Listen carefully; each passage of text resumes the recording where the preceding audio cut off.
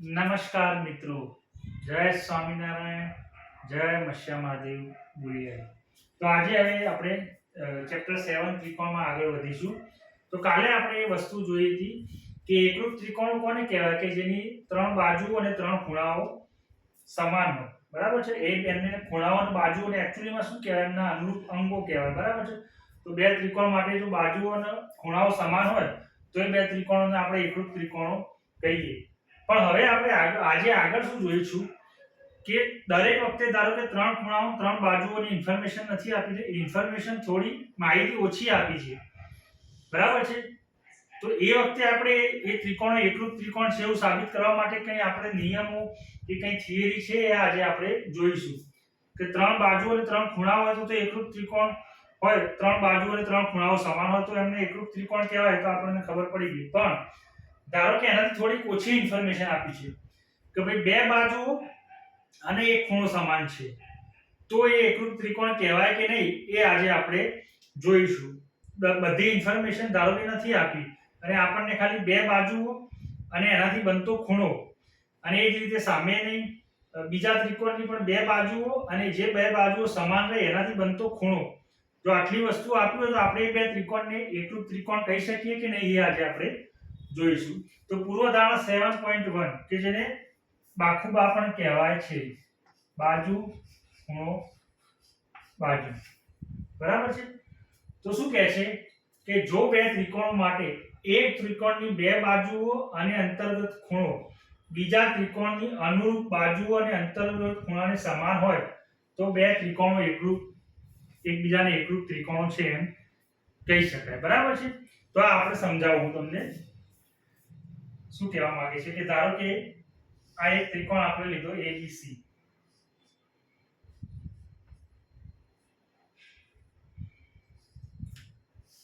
બીજો ત્રિકોણ છે PQR. હવે આ પૂર્વધારણા શું કહે છે? બાખુબા પૂર્વધારણા કે તમને આ બે ત્રિકોણ આપ્યા છે. બરાબર છે? હવે શું કહે છે? બે ત્રિકોણમાંથી એક ત્રિકોણની બે બાજુ અને અંતર્ગત ખૂણો. તો ધારો કે આ એક બાજુ AB એ PQ ને સમાન છે. જો AB બરાબર PQ, આપણને વધારે ઇન્ફોર્મેશન આપી નથી. દરેક વખતે આપણે ત્રણ ખૂણા અને ત્રણ બાજુઓ સમાન હોય તો જ એકરૂપ ત્રિકોણ, એટલી બધી ઇન્ફોર્મેશન નથી આપી તો શું કરીએ એના માટેની વાત છે. તો ધારો કે એક બાજુ AB અને PQ સમાન છે, બીજી બાજુ BC અને QR.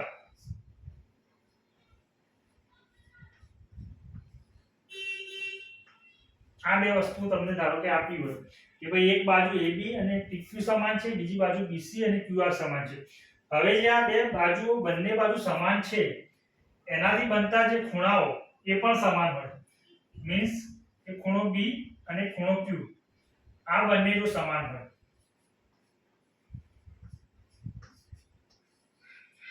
જો આ ત્રણ કન્ડિશનો ફૂલફિલ થતી હોય તો પણ હવે આપણે કહી શકીશું કે આ બે ત્રિકોણો એકરૂપ ત્રિકોણ છે. જો આ ત્રણ કન્ડિશનો ફૂલફિલ થતી હોય તો પણ હવે આપણે શું કહી શકીશું? ત્રિકોણ ABC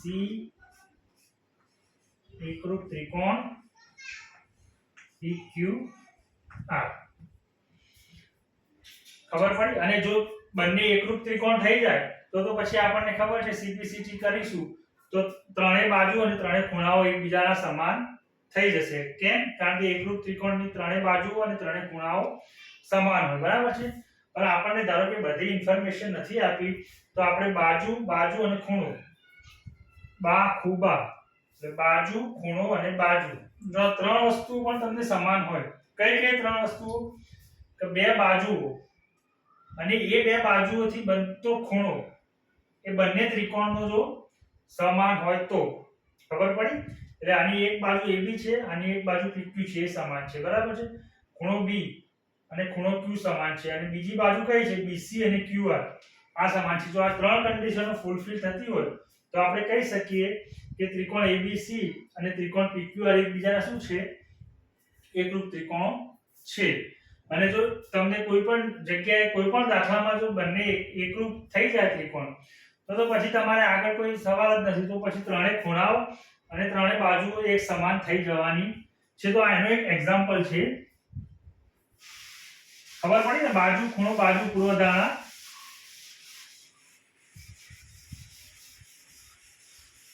કે બે બાજુઓ અને એ બે બાજુઓથી બનતો ખૂણો, આ ત્રણ વસ્તુઓ જો સમાન આપી હોય તો પણ આપણે કહી શકીએ કે એ એકરૂપ ત્રિકોણ છે. તો આ એના પરથી ધારો કે એક એક્ઝામ્પલ છે કે આ બે ત્રિકોણો એકરૂપ ત્રિકોણ છે એવું સાબિત કરો.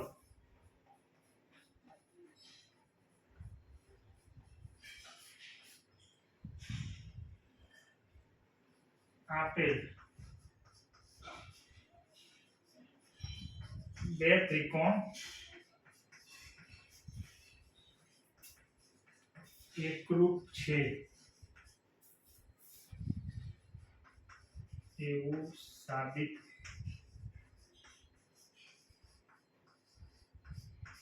કરો. તો હવે જુઓ અહીંયા શું આપ્યું છે તમને, આ એક બાજુ, તો આ એક બાજુની પણ સમાન છે, આ 10 છે, આ 10 છે, બરાબર છે. તો શું આપ્યું છે, AB અને QR સમાન આપ્યા છે. બીજી કઈ બાજુ સમાન આપી છે, અહીંયા PR છે, અહીંયા BC છે. તો PR અને BC પણ સમાન છે. પ્લસ જે આ બે બાજુઓ સમાન છે એનાથી જે ખૂણો બને છે B, અને આ બાજુ કયો ખૂણો બને છે, જે બે બાજુઓ સમાન છે તો QR અને PR આ બે સમાન છે અને એમનાથી જે એંગલ બને છે R એ કેટલો છે 55, અને આ પણ કેટલો છે 55. તો આપણે આખું આ પૂર્વધારણા મુજબ શું કરી શકીએ કે બે બાજુઓ અને એ બે બાજુઓથી બનતો ખૂણો અને આ બાજુ પણ સેમ અંતર્ગત બે બાજુઓ અને એનાથી બનતો ખૂણો સમાન છે. તો આપણે શું કહી શકીએ કે આ બંને ત્રિકોણ એકબીજાને એકરૂપ ત્રિકોણ છે. પણ હવે ત્રિકોણમાં સંગતતા ખાસ ધ્યાન રાખવા જેવી છે કે ધારો કે જુઓ અહીંયા શું બનશે, તો અહીં AB બરાબર શું થશે QR. કેમ? કારણ કે બંનેની વેલ્યુ કેટલી આપી છે 10. ખબર પડી? પછી ખૂણો ABC અથવા તો ખૂણો B ઇઝ ઇક્વલ ટુ શું છે, ખૂણો PR Q. કેમ? બંનેની વેલ્યુ 55 છે. અને ત્રીજું શું આપ્યું છે, BC અને આ બાજુ PR બંને સમાન છે.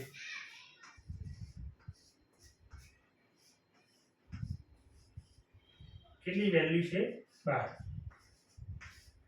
તો આપણી કન્ડિશન ફૂલફિલ થઈ ગઈ, બાજુ ખૂણો બાજુ. પણ હવે એકરૂપ ત્રિકોણ લખવામાં કઈ રીતે લખવું એ બહુ મહત્વનું છે મિત્રો. કે એક ત્રિકોણ તો આપણને મળી ગયો કે ત્રિકોણ ABC,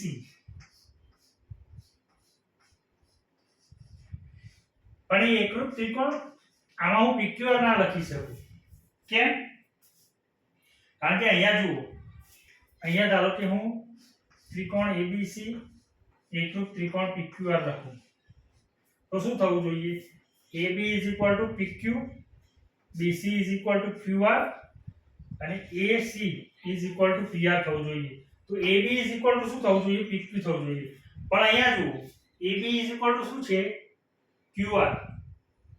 તો સંગતતા અહીંયા બહુ ખાસ ધ્યાનમાં, એવું ના હોય કે અમારે ત્રિકોણ ABC નામ આપ્યું છે આ બરાબર છે કે ત્રિકોણ ABC એક બાજુનો આપણે લઈ લીધો તો બીજી બાજુનું ત્રિકોણ એવું નહીં કે આપણે ત્રિકોણ PQR જ લઈ લેવાનું. એના માટે સંગતતા હોવી જોઈએ. હવે સંગતતા કઈ રીતે નક્કી કરવાની કે અહીંયા જુઓ ABC, તો ખૂણો AB શું છે QR. તો પહેલા શું આવશે, AB ત્રિકોણ QR અને છેલ્લે તો શું વધશે, ઓબ્વિયસલી P વધ્યો તો P. તો શું થશે, ત્રિકોણ ABC સંગત છે ત્રિકોણ QRP, નોટ PQR. ખબર પડી? કેમ? તો હવે જુઓ, ધારો કે ત્રિકોણ ABC એકરૂપ છે ત્રિકોણ QRP, તો આપણે હવે એને ક્રોસ ચેક કરીએ, બરાબર છે. તો અહીંયા જોજો, ક્રોસ ચેક કરીએ આપણે. તો શું છે, AB QR થઈ ગયું, BC આ BC, PR અથવા આરપી, અને હું પી આર કહું કે આર પી કહું, બરાબર છે. અને બીજું શું છે, ખૂણો એબીસી એટલે ખૂણો બી ઇઝ ઇક્વલ ટુ ખૂણો આર. તો અહીંયા મિડલમાં શું છે, ખૂણો બી ઇઝ ઇક્વલ ટુ શું છે, ખૂણો આર. ખબર પડી? સંગતતા આપણે મન ફાવે ના લખી શકીએ કે ત્રિકોણ એબીસી એકરૂપ છે ત્રિકોણ ક્યુઆરપી, ના. જે તમને અહીંયા જે બાજુઓ સમાન આપ્યું હોય, જે ખૂણો સમાન આપ્યો હોય, એની અંતર્ગત જ તમારે લખવી પડે, બરાબર છે. અને હવે જો બે ત્રિકોણ એકરૂપ ત્રિકોણ થઈ ગયા તો એનો તો મતલબ શું થયો કે ત્રિકોણની ત્રણેય બાજુ અને ત્રણેય ખૂણાઓ સમાન હોય, એટલે પછી તમારે કોઈ આગળ બીજી વેલ્યુ શોધવાની હોય તો તમને મળી જાય. પણ આ પૂર્વધારણા પરથી આપણને શું ખબર પડી કે બે બાજુઓ અને એ બાજુઓથી બનતો અંતર્ગત ખૂણો એ જો બીજા ત્રિકોણની પણ બે બાજુઓ કે જે સમાન હોય અને એમનાથી બનતો ખૂણો એ આ બાજુ બનતા ખૂણાથી સમાન હોય તો શું થશે, બે ત્રિકોણ એકબીજાને એકરૂપ ત્રિકોણ છે એવું આપણે કહી શકીએ. આટલા સુધીમાં ખબર પડી મિત્રો? અને એમની સંગતતા લખવી બહુ ઇમ્પોર્ટન્ટ છે. આપણે એવું ડાયરેક્ટ ના લખી શકીએ કે ત્રિકોણ એબીસી અનુરૂપ ત્રિકોણ પીક્યુઆર ક્યુઆરપી એ તમે જાતે લખી શકો નહીં, એની તમારે સંગતતા ચેક કરવી પડે. અને કઈ રીતે ચેક કરવાની કે પહેલા બાજુ બાજુ સરખાવવાની કે AB QR BC RP AC QP, અને પછી ખૂણાઓને એકબીજા જોડે સરખાવવાના, બરાબર છે મિત્રો?